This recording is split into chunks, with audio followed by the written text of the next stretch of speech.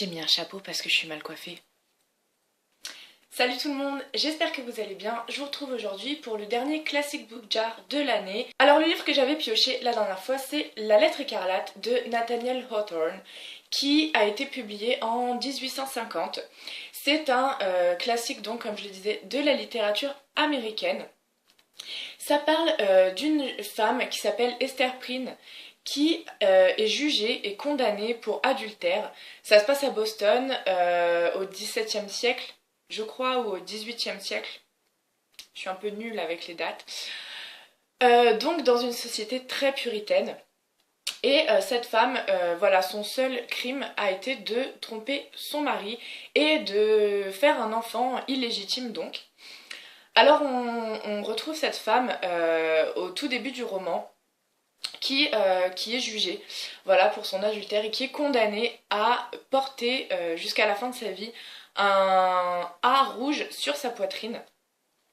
Donc une lettre brodée en fait qu'elle devra porter tout le temps jusqu'à la fin de sa vie pour marquer le fait qu'elle a commis donc cet adultère. Ce livre est très très connu, il est beaucoup plus connu outre-Atlantique qu'ici j'ai l'impression. En tout cas c'est un livre qu'on étudie beaucoup aux États-Unis puisque c'est un des piliers de la littérature classique.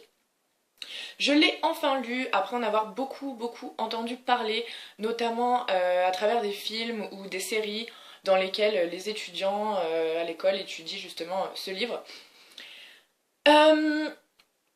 C'est assez difficile d'exprimer ce que j'en ai pensé.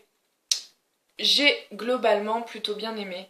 Je vais commencer par les points négatifs parce que c'est plus simple. J'ai trouvé que c'était un peu daté, non seulement sur le plan de l'écriture, alors c'est vrai que c'est un livre qui date quand même de, comme je l'ai dit, 1850, donc on retrouve un style d'écriture assez, je dirais pas lourd, mais pas toujours facile à lire. Il y a beaucoup de descriptions, beaucoup de tournures de phrases assez... pas non plus spécialement très compliqué, mais assez, je sais pas, c'est pas très fluide quoi. Voilà, et aussi sur le plan de bah, justement la société décrite, ça se passe à Boston, donc on est en plein cœur de la société puritaine de cette époque. Donc c'est vrai que voilà, il y a une abondance de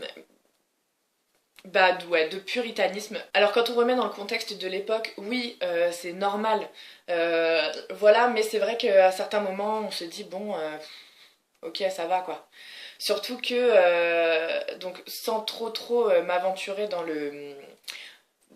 l'histoire, parce que j'ai pas envie de tout vous spoiler, mais l'adultère a été commis alors que cette femme pensait que son mari était mort. Au bout d'un moment, on avance. Plus sérieusement, c'est vrai que certains aspects de cette société puritaine sont un peu exaspérants, mais bon voilà, quand on remet dans le contexte historique, ok, pourquoi pas. Alors les personnages, c'est assez difficile. J'ai vraiment beaucoup aimé le personnage principal. Je pensais pas, enfin ça a été une bonne surprise pour moi, je pensais pas accrocher à ce point au personnage d'Esther. J'ai trouvé ça très intéressant, la façon dont elle est décrite, et surtout très touchant, la façon qu'elle a de vivre en fait ce fardeau de la lettre écarlate qu'elle doit porter. J'ai beaucoup aimé aussi sa relation avec sa fille, ou plutôt la façon dont elle veut à tout prix protéger sa fille. Voilà, à plusieurs reprises, sa fille lui pose des questions sur la lettre écarlate et elle veut pas tout lui révéler pour pas qu'elle ait honte de sa mère, etc. etc.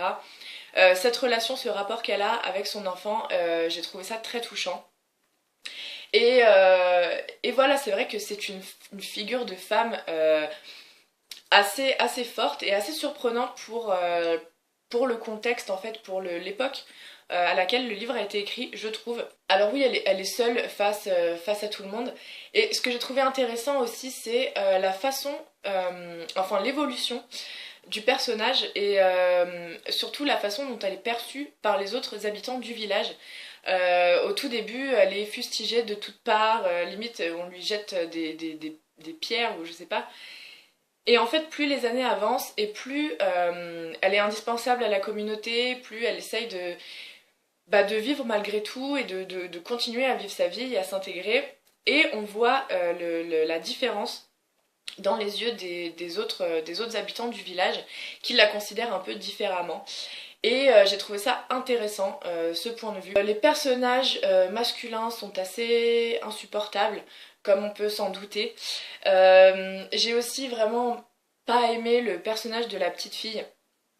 Ouais, elle aussi, elle est assez insupportable. Plus elle grandit et plus elle est relou, en fait. J'ai pas du tout aimé la façon dont elle se comporte avec sa mère, ni avec les autres. Elle est vraiment capricieuse et tout, et ça m'a vraiment dérangée. Voilà, sinon, globalement, je pense que c'est un bon livre, c'est un bon classique. Euh, la, la, la façon dont cette société-là est décrite, c'est assez intéressant, surtout quand on n'y connaît pas grand-chose sur ce contexte, sur cette société, sur comment c'était à l'époque.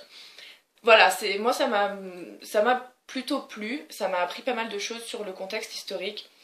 Après, voilà, j'ai pas eu un coup de cœur, je pense que ça va pas être une lecture dont je vais me rappeler pendant des années et des années.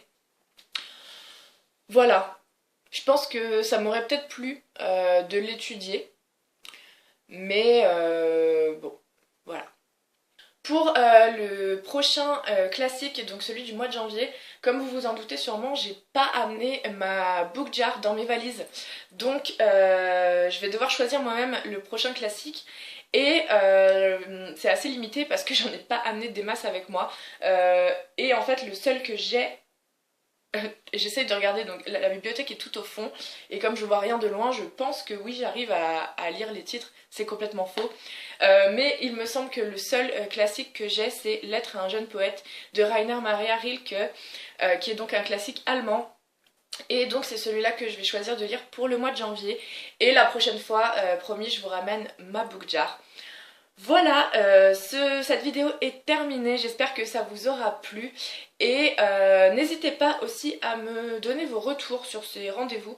Je sais pardon, que j'ai pas été super régulière tout le temps, j'en ai pas vraiment fait un par mois.